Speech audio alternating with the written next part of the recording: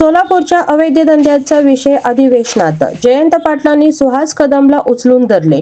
सोलापुरातील कायदा सुव्यवस्थेवर प्रश्नचिन्ह, उच्चस्तरीय चौकशीसह दोषीवर कठोर कारवाईची मागणी.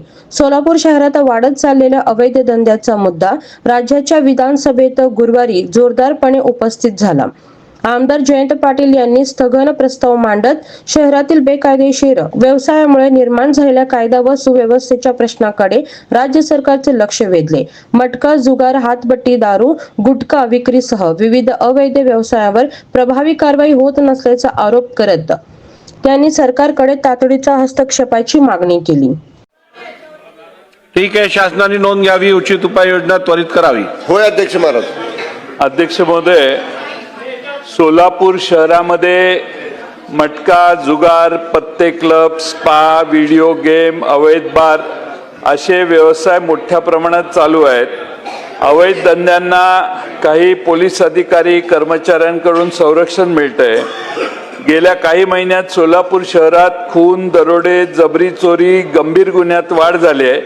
भीतीचं वातावरण निर्माण झालेलं आहे. अवैध धंद्याविरोधी आंदोलन करणाऱ्या लोकप्रतिनिधींना आणि राष्ट्रवादी काँग्रेसचे सुहास कदम म्हणून कार्यकर्ते आहेत, त्यांनी उपोषण केले. त्यांना आता जीवे मारण्याच्या धमक्या, खोट्या गुन्ह्यात अडकवण्याचे प्रयत्न आणि त्यांचे बदनामीकारक आरोप त्यांच्यावर केले जातात. अध्यक्ष महोदय, सदर प्रकरणामुळे कायदा सुव्यवस्थेचा निर्माण झालेला प्रश्न सोलापूर शहरात फार अवघड आहे, फार गंभीर आहे आणि उपोषण करणाऱ्या माणसाला पोलीस कोणी जाऊन भेटत नाहीत. त्याचे मुद्दे काय आहेत, एक असो किंवा 100 असोत, पण उपोषण चालू आहे आणि उपोषण पोलिसांच्या नाकर्तेपणावर आहे, तरी पोलीस त्याची नोंद घेत नाहीत. अध्यक्ष महोदय, माझी सरकारला विनंती आहे की या उपोषणाची नोंद घ्यावी, त्यांनी घेतलेल्या मुद्द्यांची नोंद घ्यावी आणि संबंधित दोषींवर कठोर कारवाई करावी आणि आंदोलनकर्त्याला योग्य सुरक्षा द्यावी. तसेच सोलापूर शहरातील सर्व अवैध धंद्यावर तातडीने कारवाई करावी.